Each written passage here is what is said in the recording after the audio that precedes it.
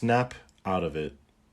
It is no measure of health to be well adjusted to a profoundly sick society. Walk the loop. If skills in self-sufficiency and aloha aina are modeled, communities experience greater health and wellness from the individual to the ohana to the community level.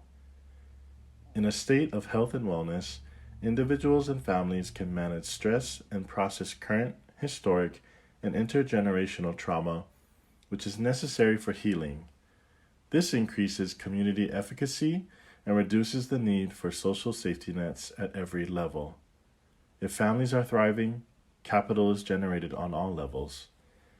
With abundant social, financial, cultural, spiritual, and other capital, communities are empowered, leading to awareness and agency in driving policy.